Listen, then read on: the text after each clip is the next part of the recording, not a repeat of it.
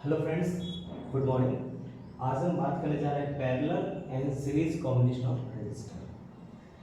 सो जब रेजिस्टेंस इस तरह से कुछ कनेक्टेड होते हैं, पहले हम पैरेलल के बारे में बात कर लेते हैं और यहाँ पर सीरीज के बारे में और उनकी कंपैरेटिव स्टडी के बारे में बात करें।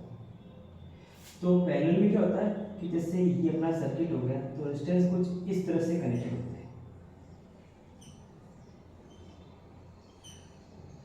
इस तरह से बहुत सारे रेजिस्टेंस टिल एन तक यहाँ कनेक्टेड हो सकते हैं। इस सर्किट को हम लोग एक वोल्टेज सोर्स से कनेक्ट करते हैं और यहाँ बीच में की लगा देते हैं। ये रेजिस्टेंस का R1 मान लो, ये R2 मान लो, ये R3 मान लो। तो इस तरह का जो सिस्टम होता है उसको बोलते हैं पैरेलल कनेक्शन। ये अपना EMF सोर्स हो गया, ये की हो गया और इस सर्किट में हम करंट मानेंगे कि I करंट हो रही है। सीरीज कनेक्शन क्या होते हैं? सीरीज कनेक्शन आपका इस तरह से कनेक्ट होगा, इसमें एक रेजिस्टेंस दूसरे के सीरीज में कनेक्टेड रहेगा। इसमें भी EMF सोर्स हो गया, या आपकी की होगी और ये इस तरह का अपना इलेक्ट्रिकल सर्किट बनेगा। इसको भी हम लोग R1 मानेंगे, R2 मानेंगे, R3 मानेंगे। इस तरह बहुत सारे रेजिस्टर जो है कनेक्टेड हो सकते हैं सीरीज में। ये अगर अपना EMF सोर्स हो गया, ये की हो गई और इसमें जो करंट फ्लो होगी उसको भी हम लोग I मानेंगे। क्लियर? तो होता क्या, अपने को मेनली किसी भी सर्किट में करंट फाइंड आउट करनी पड़ती है और जो करंट होती है I, जो I करंट होती है वो एक्चुअली कैसे फाइंड आउट करते हैं? V/R equivalent. V/R इक्विवेलेंट से हम लोग क्या करते हैं? करंट फाइंड आउट करते हैं। अब इसमें सबसे इंपॉर्टेंट है R इक्विवेलेंट। सबसे इंपॉर्टेंट चीज होगी अपनी R इक्विवेलेंट फाइंड आउट करना। अब R इक्विवेलेंट का मतलब क्या होता है, इस चीज को पहले समझते हैं। फॉर एग्जांपल जैसे यहाँ थ्री रेजिस्टेंस यहाँ पर कनेक्टेड है, तो यहाँ पर अपने को कितने टर्मिनल यूज करने पड़ेंगे कनेक्शन के लिए? 1 2 3 4 5 एंड 6 टर्मिनल्स यूज करना है। तो इन 3 रेजिस्टर को हटा के अगर एक रेजिस्टेंस प्लेस करें, एक सिंगल रेजिस्टेंस प्लेस करें, तो सिंगल रेजिस्टेंस की जो वैल्यू होगी उसको हम लोग बोलते हैं R इक्विवेलेंट। उसको हम लोग बोलते हैं R equivalent. Similarly series connection में भी देखो कितने कनेक्शन हो रहे हैं? 1 2 3 4 5 6। 2 कनेक्शन इस रेजिस्टेंस के, 2 इसके, 2 इसके, तो 6 टर्मिनल्स हो रहे हैं और 6 जगह अपने कनेक्शन करना पड़ रहा है। और जब इस तरह से नंबर ऑफ कनेक्शन बढ़ जाते हैं वहाँ पर लॉसेस बढ़ जाते हैं।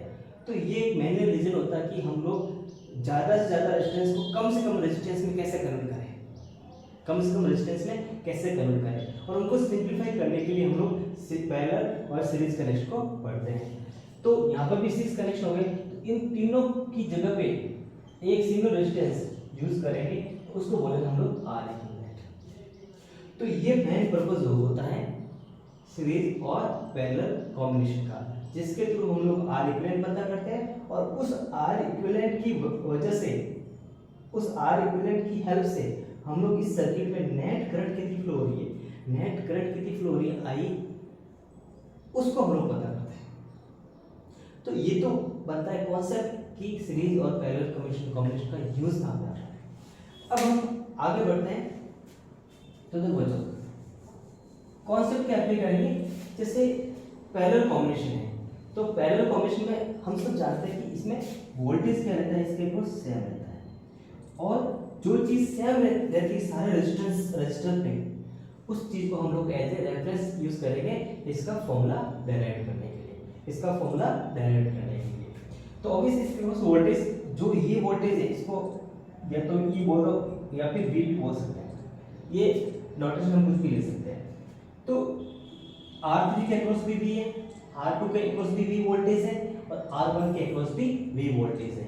रीजन क्यों है कि सारे पैरेलल में, और आप सब जानते हो कि अपने घर में जो कनेक्शन होते हैं वो भी पैरेलल होते हैं और पैरेलल कनेक्शन में सब में वोल्टेज सबके अक्रॉस क्या रहता है? सेम रहता है। ठीक है, तो यहाँ पर जो V है वो सेम रहता है, तो ये V सेम रहता है, लेकिन डिफरेंट कौन रहेगा? I। जैसे ये I है तो हम ऐसा मानते हैं कि जो R1 रेजिस्टर है उसमें से करंट I1 फ्लो, इसमें I2 करंट फ्लो हुई और इसमें क्या होगी I3 करंट फ्लो हुई।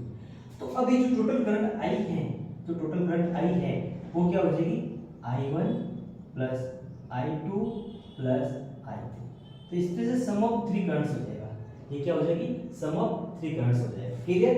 अब देखो मैंने इससे पहले बताया था कि I जो होगा वो क्या होगा V अपॉन R इक्विवेलेंट होगा नहीं होगा। अब I1 जो होगा वो क्या होगा R1 के थ्रू जो करंट है I1 है, तो R1 के अक्रॉस वोल्टेज कितना है अपॉन R1 रेजिस्टेंस। तो ये क्या आ जाएगा R1 के अक्रॉस वोल्टेज कितना V है, V upon R1। Similarly I2 क्या आ जाएगा again V upon R2। I3 क्या आ जाएगा V अपॉन R3। अब देखो V सब में कॉमन आके कैंसिल आउट हो जाएगा, तो इस तरह से R इक्विवेलेंट का फॉर्मूला क्या आ जाएगा 1 upon R equivalent equals to relation आ जाएगा अपना पैरेलल कॉम्बिनेशन में 1 upon R1 plus 1 upon R2 plus 1 upon R2। तो ये जो है ना ये एक्सप्रेशन आ जाएगा किसके लिए पैरेलल कॉम्बिनेशन। क्लियरली? अब सीरीज की बात करते हैं तो सीरीज में देखो और भी मान सकते इसको V से भी रिप्रेजेंट कर सकते हैं मैं बताया था। तो यहाँ पर देखो करंट तो सेम है, डिफरेंट क्या रहेगा वोल्टेज। ये जो V वोल्टेज है इस पे मान लेते हैं V1 वोल्टेज ड्रॉप हुआ है रेजिस्टेंस के अक्रॉस, इसके across V2 resistance V2 voltage drop हुआ, इसके अक्रॉस V3 वोल्टेज ड्रॉप हुआ। अब देखो जो V वोल्टेज है जो ये सोर्स वोल्टेज है ये सारे डिसिपेटिव वोल्टेज के सम के इक्विवेलेंट आ जाएगा। तो V इक्वल टू क्या आ जाएगा V1 plus V2 plus V3। ठीक है? और ओम्स लॉ से V इक्वल टू क्या होता है IR होता है, और V जो है यहाँ पे यहाँ से V इक्वल टू IR होता है। इस केस में V क्या हो जाएगा V हो जाएगा I into R equivalent, V तो टोटल वोल्टेज है, ये हो जाएगा I इंटू R इक्विवेलेंट। और V1 क्या हो जाएगा voltage across the resistor into R1, तो V into R1 V1 into R1 sorry I into R1 क्योंकि करंट क्या होती है सीरीज में कॉन्सेप्ट के लिए ना सीरीज में करंट सेम रहती है। तो जो क्वांटिटी जो फिजिकल क्वांटिटी सेम रहती है उसी की फॉर्म में अपने को क्या करना है एक्सप्रेशन राइट आउट करना, ताकि जो कॉमन आएगी वो कैंसिल आउट हो जाएगी। तो यहाँ क्या हो जाएगा V2 क्या आ जाएगा I इंटू R2, V3 क्या हो जाएगा I इंटू R3। तो इस तरह से ये एक्सप्रेशन आ जाएगा।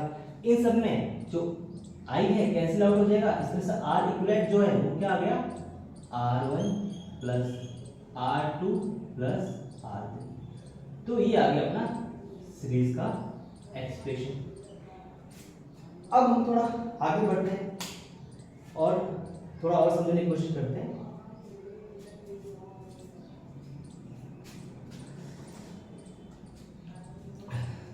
इसको मैं रफ कर लेता हूं।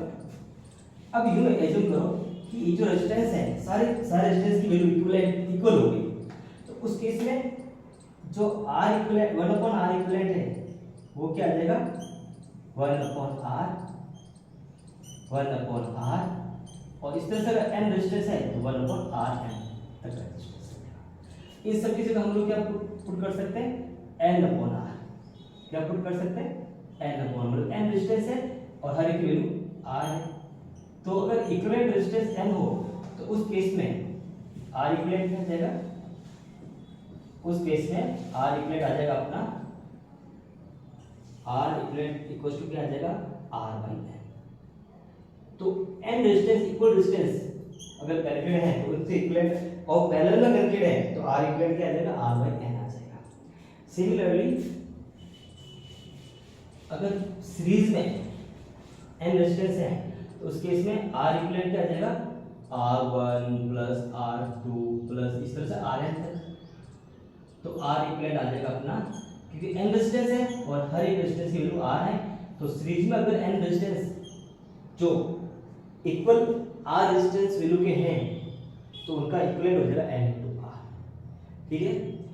अब हम ना कुछ चीजें कुछ सिंपलीफिकेशन करते हैं और उसी की हेल्प से हम लोग सर्किट को सॉल्व करेंगे। सिंपलीफिकेशन क्या करेंगे, देखो पैरेलल होगा तो कोई दिक्कत आएगी नहीं, क्यों सारे रेजिस्टेंस ऐड हो जाएंगे। सीरीज में अपने को क्या करना है, ज्यादा डिटेल में नहीं जाके अपने को क्या करना है, दो रेजिस्टेंस सिस्टम को ही अपने को काम में लेना है, दो रेजिस्टेंस सिस्टम को ही काम में लेना है और फिर उसकी हेल्प से आगे बढ़ते जाना है। ये अपने की होगी, ये पोटेंशियल सोर्स हो गया, ये R1 हो गया और ये R2 हो गया और ये होगी I। तो अगर टू रेजिस्टेंस सिस्टम हो, Q2 से करके हम लोग सारे रेजिस्टेंस की वैल्यू पता कर सकते हैं और फिर वो इक्विवेलेंट आ जाएगा, ठीक है। तो इस केस में जो अपना R इक्विवेलेंट होगा टू रेजिस्टेंस सिस्टम के लिए, सर्किट के लिए, वो R1 into R2 upon R1 plus R2। तो इस तरह से हम लोग क्या करेंगे, R इक्विवेलेंट पता करेंगे। इस तरह से हम लोग क्या करेंगे, पैरेलल कॉम्बिनेशन के लिए R इक्विवेलेंट पता कर लेते हैं, ठीक है। नेक्स्ट सेक्शन में हम लोग क्या करेंगे, सीरीज और पैरेलल में कुछ सर्किट्स लेंगे और उनको सॉल्व करके बताने की कोशिश करूंगा कि किस तरह से हम लोग पैरेलल और सीरीज जो कॉन्सेप्ट है उसको यूज करते हुए बड़े बड़े सर्किट को भी सॉल्व कर सकते हैं। थैंक यू बच्चों, आज के लिए इतना ही। Please share and subscribe my YouTube channel. Thank you.